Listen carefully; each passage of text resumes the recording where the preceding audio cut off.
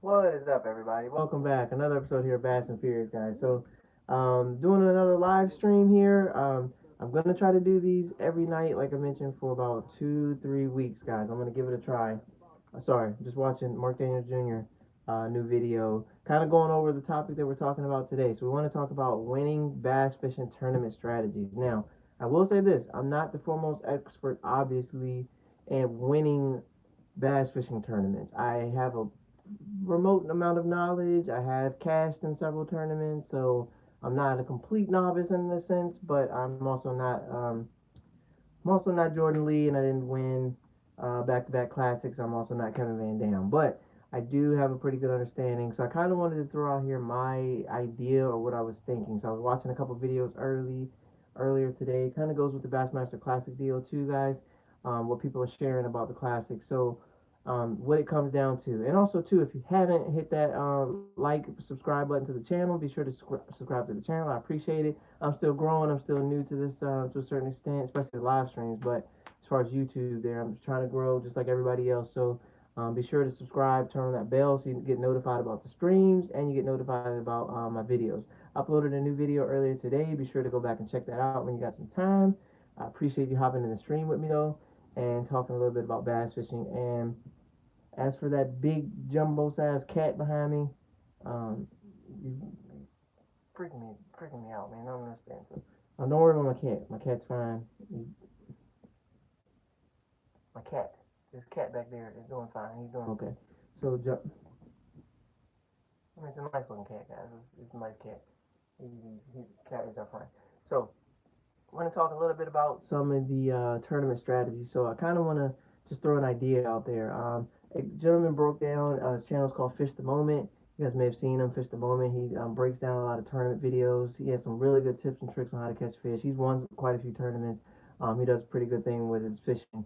Um, he kind of broke down some of Hank Cherry's winning strategies for the Bassmaster Classic. And one of the key points that he was trying to make is that Hank Cherry was fishing a what's commonly referred to for bass fishing anglers as a community hole. So Hank Cherry was fishing a community hole, um, but he was still catching fish out of that community hole when other people weren't catching to a certain extent and catching the better quality out of that hole. Um, but also Hank Cherry ran around the lake quite a bit and found some other stuff out there in Guntersville. But in particular, a lot of his main or key catches came off of a certain stretch, kind of in a community hole. And what he was trying to say is that it's really about finding a specific bait that'll work, that other people have tried everything else, and you try something that most people haven't or don't, or the guy that always wins the tournaments tries.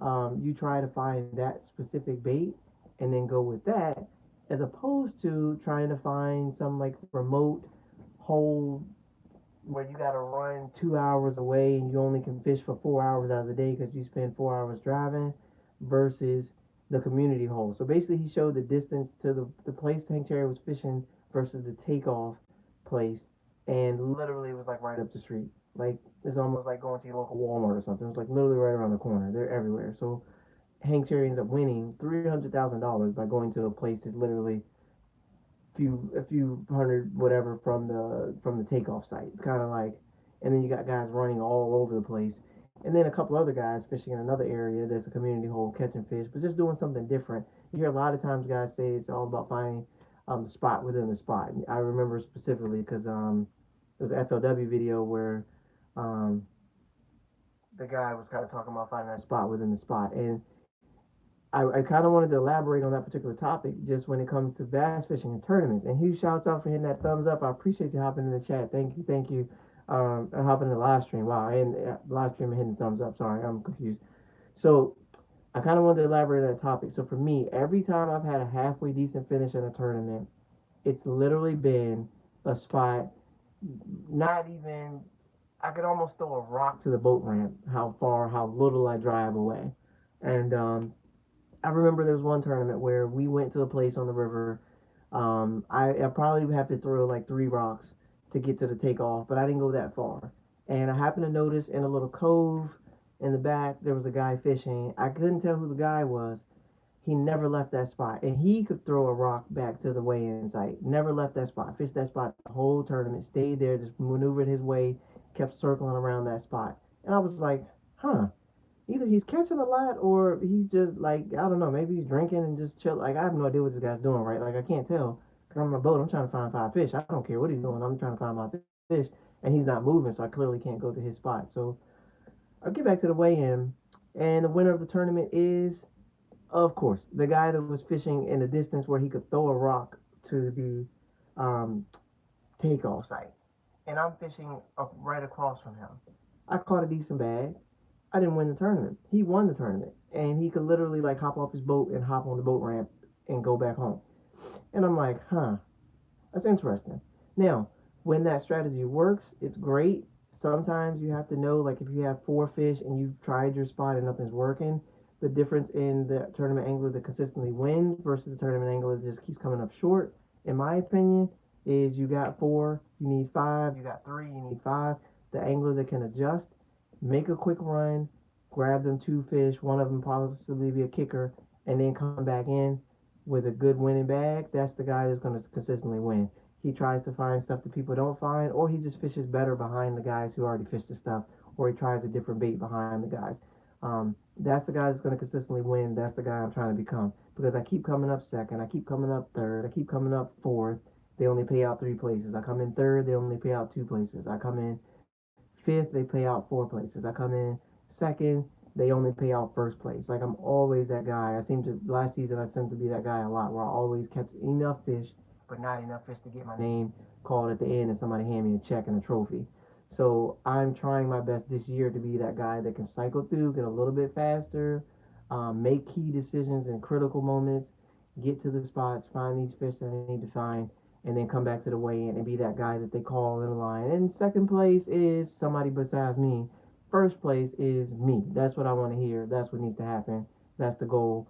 I'm one of these people, and I really don't have to explain it because you should be able to tell when you just listen to me. But I'm one of these people that I don't quit. I don't stop. I don't quit. I keep going. I keep going until I figure out what it is, what I need to do, how can I get better. And then lately, the past couple of years, I'm getting a little bit faster with getting better. Hey, Fishing with Tanner, what's up? Hey, Fishing with Tanner. So you hopped in a couple, and I didn't even realize I wasn't even subscribed to you, buddy. So I went through and subscribed to you. I believe it was like 2 nights ago, and yeah. So I'm on the list of them subscribers. I see you growing too. So hats off to you doing your thing. Um, Keep it up. I think I tried to share you out. I believe on my Twitter or on my community. And try to show some support to you, man. So I'm hoping, wishing you the best with your journey. I see you growing there. So hats off to you. But for tournament strategies, we talk about tournament strategy. So, like I said, the key difference why you see somebody like Brian Thrift always comes back in with a limit, always consistently finds fish, is because he knows when something ain't working or when something's working, and he doesn't mind making a quick adjustment, running over here, running over there. Hey, see, that's the only way to do it. Start young and make a career of it. I started when I was like 35, so I didn't start when I was like 12 or 13. Obviously, if I did, it'd be a way different story right now, but I started when I was 35, 35, 36, 35 or 36. And it's still doing fine, it's good, but it's as with anything, it's gotta grow, it's gotta nurture it, you gotta I appreciate that, homie. That's nice words, very nice words from you. Now I'm 30, hold on, how old am I? I'll be 39 next month, 39 next month, man. Um,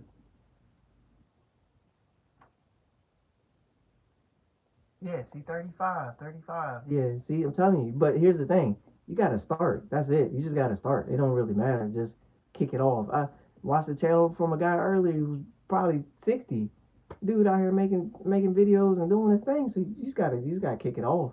Find something you like and kick it off and see where it goes. So I'm excited. I'm glad I started when I did. Well, let me take that back. I started earlier, but I started for my music career. So I have a music gig deal. I had a band. We like toured and traveled and did shows and gigs and stuff like that.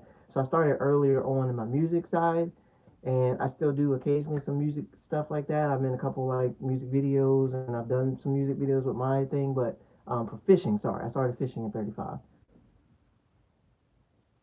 See, look at that. Everybody growing and connecting with each other, man. That's awesome. That's how we get there. That's how we all get there. We all help each other. We all subscribe. But we not just subscribe. We all subscribe and we go watch your videos and comments on your videos because we all want to support the fishing community. So that's awesome, guys. Look at that. Connecting right in the stream. Look at that. We all growing. We're growing together. That's awesome. So in this video, just to kind of recap for everybody who's hopping in, appreciate the thumbs up and everything, guys. And ladies, sorry, appreciate the thumbs up. Um, Talking about tournament winning strategy. So a lot of these tournaments you see, some tournaments these guys run 2 hours and they get, or an hour and a half and they get there, but and then they come back. But a lot of times what you see, uh, Fantasy Fishing League. Have you already signed up? It's gonna be tough now because it's already they're already 2 events in. So you're trying to win like the overall, and you got to kind of start at the beginning. But you can hop in and you could possibly win a tournament. So all you do is just go to Bassmaster.com, do the drop down. They have fantasy fishing, and then just sign up for the fantasy fishing there. You just pick your team for the upcoming tournament. And then the other part is you enter your team into different groups. So Tackle Warehouse has a fantasy fishing group. Bass Cast has a fantasy fishing group. The Overrun Professional Overrun Podcast has a fantasy fishing group. Omega Custom Tackle has a fantasy fishing group. So you just enter your lineup into each one of those, and then just hope you do well in those. I'm sitting in sixth place in one of them right now, guys. I was in first place at the first event. I'm in sixth place right now because I slipped up a little bit in this last tournament, thanks to Mike Huff. Mike Huff, what in the world, man? Come on, Mike Huff. I was pulling for you, man. I was pulling for Mike Huff, and he didn't. He got there. So hats off to Mike Huff. But Mike Huff, Caleb Summerall did really well. I had a couple other people in there. I had Daryl Gleason. I had Lee Livesey, and I had one other guy, John Cox. So a couple of my guys did really well. A couple of my guys did okay, and so I kind of slipped up a little bit from first place to sixth. I'm in like 200 place or something in the overall, which is really good out of like 8,000, 9,000 people. So fantasy fishing is fun. I got prizes coming because I won fantasy fishing in the group I'm in. So I got some prizes headed my way, which I can't wait. They said they're on the way.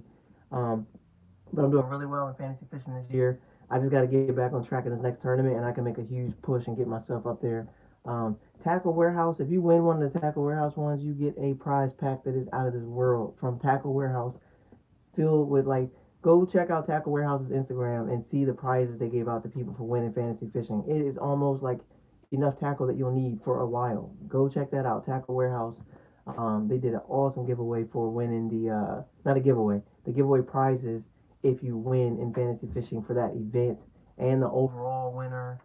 They give away prizes for that sort of thing. So thank you guys for the thumbs up. Even more thumbs up in the chat. Look at that. We are growing. We're doing our thing tonight. So that's awesome. Like I said, I'm going to try to do one of these every day. I'm trying to get consistent on the time, but I also got to keep in mind I do have a family and everybody's trying to get some sleep, and I'm in here hollering, talking about fishing. So I got to be mindful of that. And huge shouts out to this jumbo cat. I don't know if y'all see this jumbo cat behind me. He is like, she is, I don't know. All right, DC. Hold on, DC Metro headed out where? For some fishing? That's right. You do like night fishing. Dude, I haven't fished past 9:30. I don't think in my life. Well, 9:30 is the latest. 9:30 is the latest. I went fishing. Good luck, DC Metro. Hope you get on a giant and share it with all of us, man. Dude, I fish as early as like 4 in the morning, 5, 6. I fish in the morning, but nighttime I do not do the nighttime. I am firmly in bed by like 9:30. Like 9:30 is my bedtime. Dude, I mean, it sounds fun. You probably a pro at it, man, but yeah, I ain't never did it. Normally, I'll show you. Matter of fact, I'll show you guys what I do at nighttime. I'll show you exactly what I do. Hopefully, I don't mess up anything. I'm sorry, I hate to move the thing. But I'm gonna show you guys what I do at nighttime. This is what I do every night. Right there. Watch YouTube videos about fishing. Right now, I'm watching Mark Daniels Jr.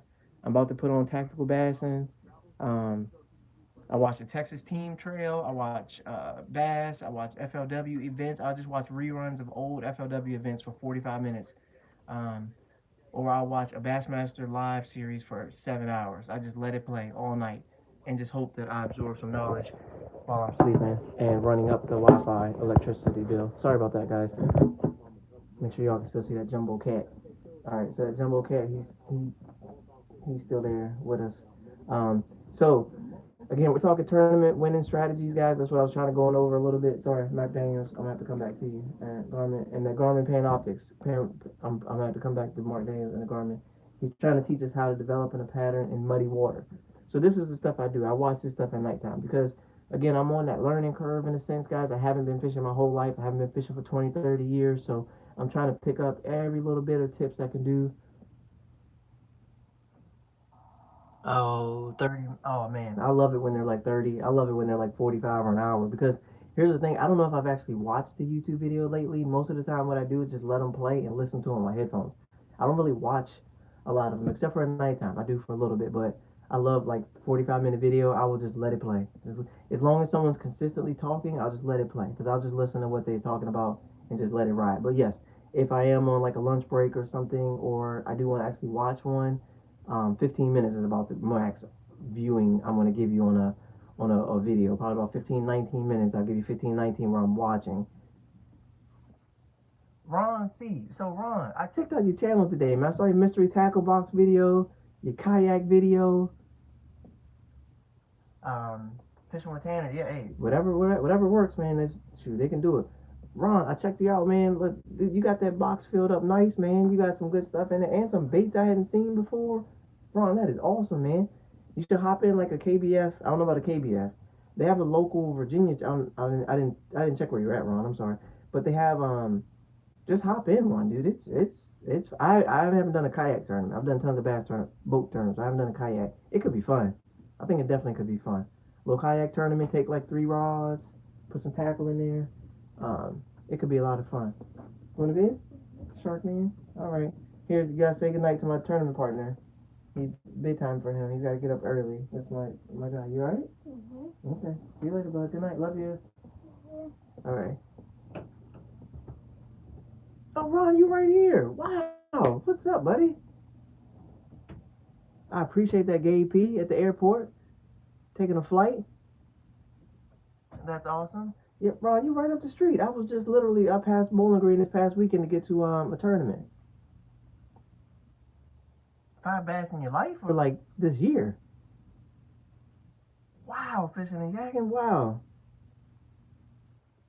5. Wow, you got lots of fishing left, buddy. You got lots of fishing in your life. Wow, I didn't even know that was possible. 5 fishing and yakking. I'm gonna need you to get your fishing pole. I need you to get the casting. First smallie. Now that is awesome. Actually, I'm about to share a picture right now about a smallie. I'm about to share. That's awesome, fishing and yakking. That's awesome. Get the pole and get the casting, buddy. You got 5 more, 5 more, 5 more. I guarantee you. You gonna keep wanting to catch them, especially if you start catching some smallies. I'm about to share a picture now. I've caught quite a few smallies out of the Rappahannock. It is phenomenal. It's one of the best things you could possibly do in the course of your fishing life is catching a smallie out of the Rappahannock. Um, I like to do it on really light line myself. 6 pound, 8 pound test, really light. Throw a little green pumpkin, Senko, some kind of worm.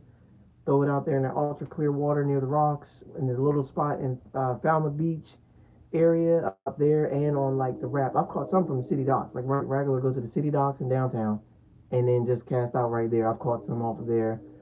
Seen some other people catch some off of there. I caught a big one out of there.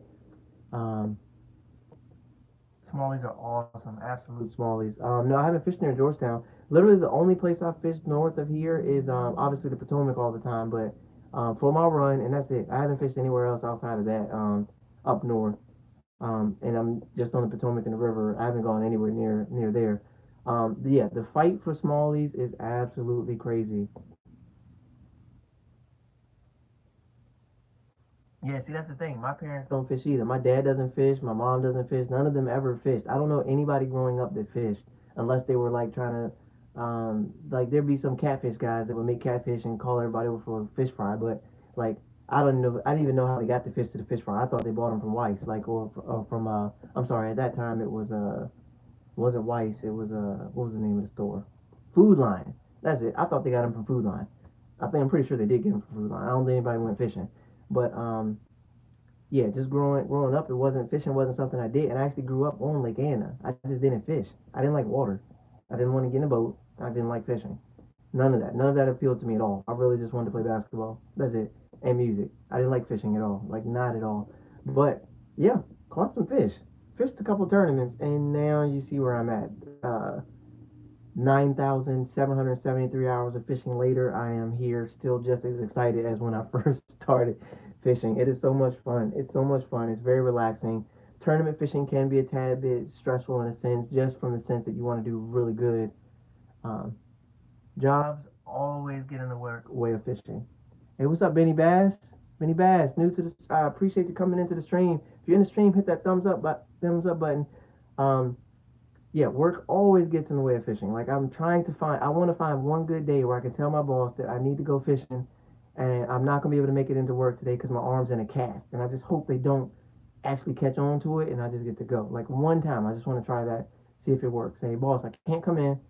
My arm's in a cast.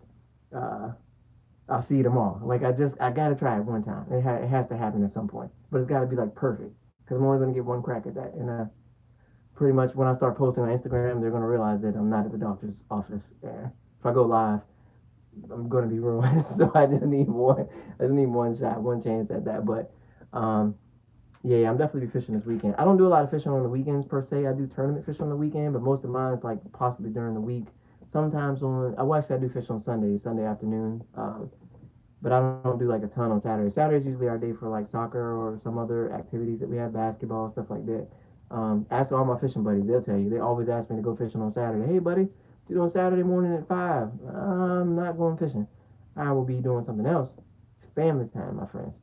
Um, we're always getting some stuff. Our family is extremely busy, which is awesome. Like, you can't ask for a better family.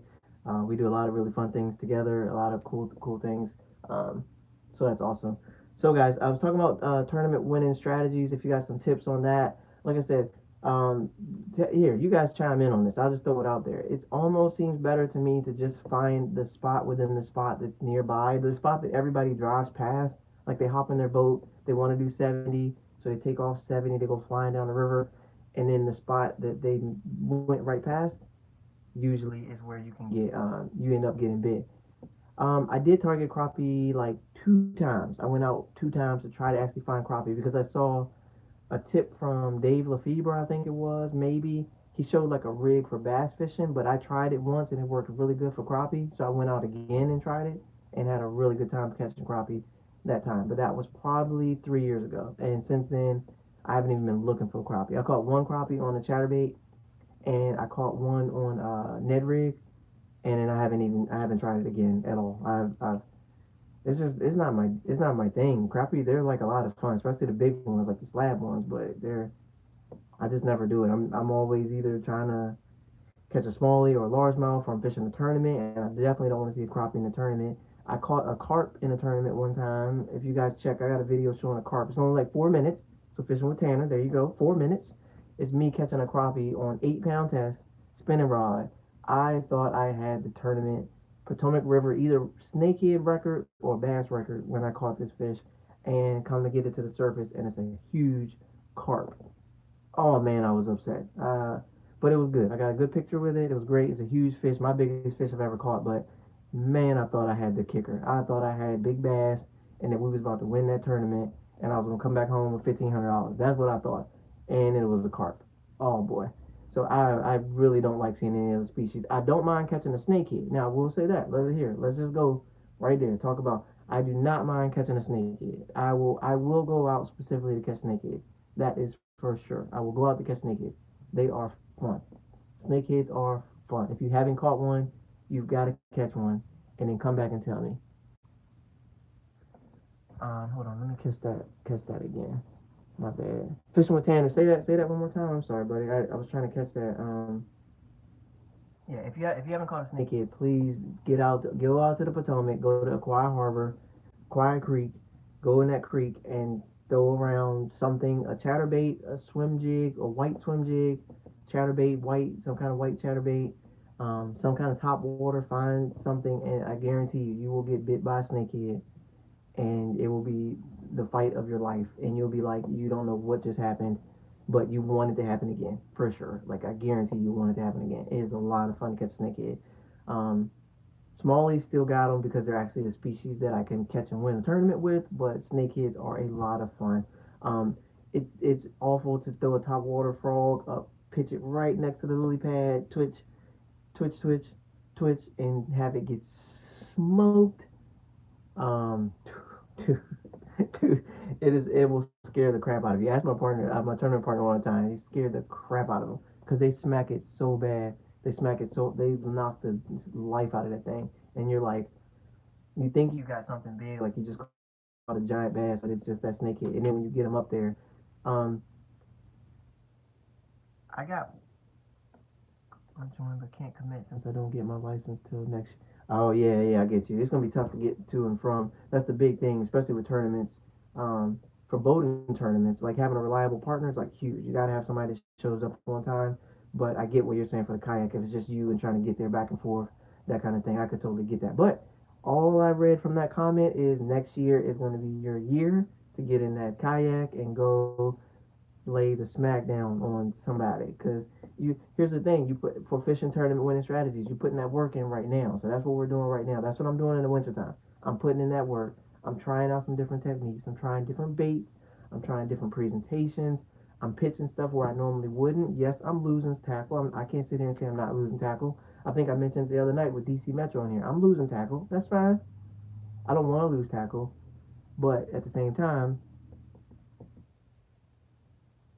12 months of pre-fishing. Yes, absolutely. Be ready to go.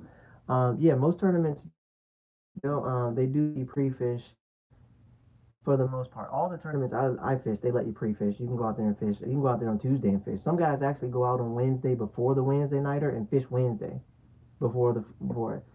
I spent 67, so I'm right there with you. I got some stuff coming. I got some soft plastics coming, some raised crawls, some raised bugs. I got some Strike King coming through here in the next couple days. Can't wait. I try to do a little bit here and there, but I really I think I just released a video about it as well. I'm really trying to condense the soft plastics I got. I got too many. Yes, I do have experience with the Alabama rig. I ain't caught a dang fish on it. I'll tell you that much. I ain't caught nothing on the Alabama rig. Nothing. I mean nothing. I've donated 3 to Lake Anna. I ain't caught nothing. And you would think I would because I live in Virginia and it's Lake Anna and everybody catches. You throw an A rig or you throw a jerk bait or you throw deep dive and crankbait on Anna and you get bit. I ain't caught nothing on no Alabama rig. I wish I had. I wish I could catch 2 at a time or 3, catch half my tournament limit in one cast. But I haven't. I can't do it. And I think the problem is with fishing when it comes down to it, just truth be told, people throw that Alabama rig and then I show up with one tiny whatever and I don't get bit. But that's because they were just chasing 6 different baits on the Alabama rig. So no, I'm sorry. I didn't mean to say it like that. Me and Alabama rig do not get along.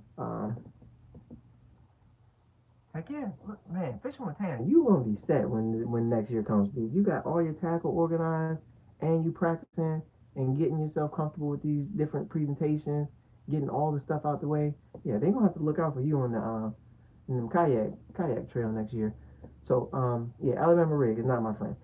Now, don't get me wrong. I would love to be able to throw it consistently and catch fish on it. I have the right equipment for it. I got the right line. I have like 7 of them in my tackle box in my backup to my tackle box because they're not in the main tackle box because I ain't caught fish on them. They're not with the jigs. The jigs is in the main box. Alabama rig in the second to the second box um, when I feel like throwing it. But I think part of my Alabama rig deal is probably the same thing like me and the chatterbait. I really only caught like 3 or 4 fish on a chatterbait before this year, and then I've caught 3 or 4 fish on a chatterbait in the past week.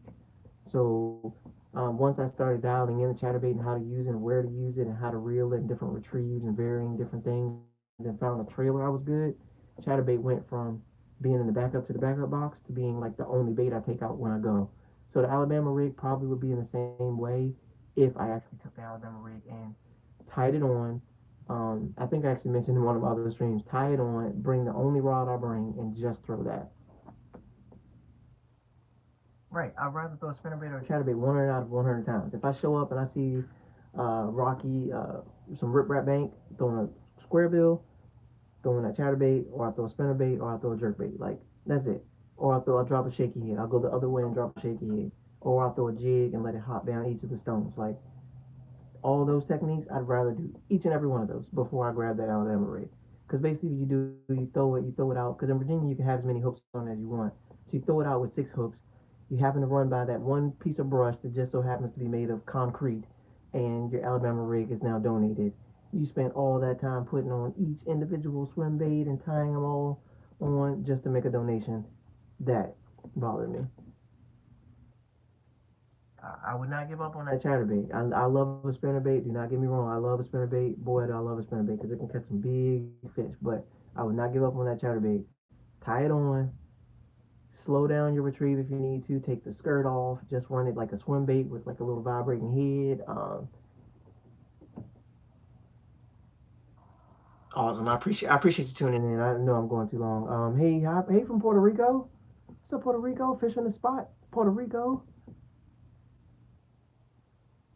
Yeah, chatterbait is money and jig is money for me. Like if I got 2 baits, if I get to pick two, let's say if I get to pick my top 3 baits. Matter of fact, y'all chime in.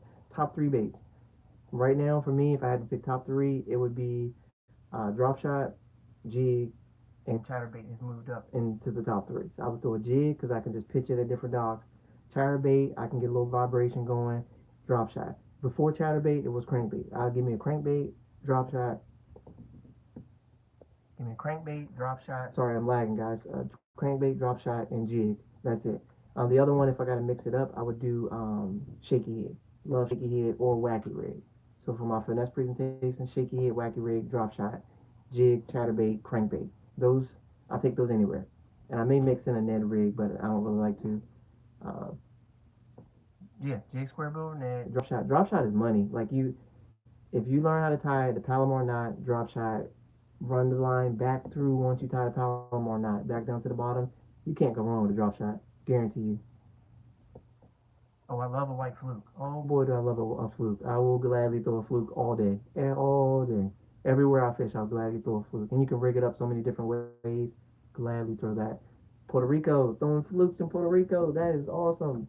Man, that's awesome. I love a white fluke. I also love a pink fluke, but I do love a white fluke as well. So drop shot, I would definitely recommend fishing with Tanner. Try that drop shot. Give it a whirl. Watch Aaron Martin video, how to fish a drop shot. Watch that. Tie it on. Go to your local place. Guarantee. Oh, frogs are money. I just learned last year. Why am I the last to find out about the horny toad? Why am I the last one in America to find out about this? I don't understand. I haven't been fishing it. I didn't even know it existed till last year. I just found it. Uh oh. Uh oh. That sounds it's gonna for drop shot. So I gotta restore your confidence in drop shot. It may be the either the plastic or the way it's being presented. So if it what plastic are you throwing with it? Let me ask that. Let me ask that. What thing? Because I got a couple. I like the ones that float. Yeah, I've been doing a ton of pond fishing. That's it lately. Lots of pond fishing. I went on the boat like once, but I've been doing a ton of pond fishing for now.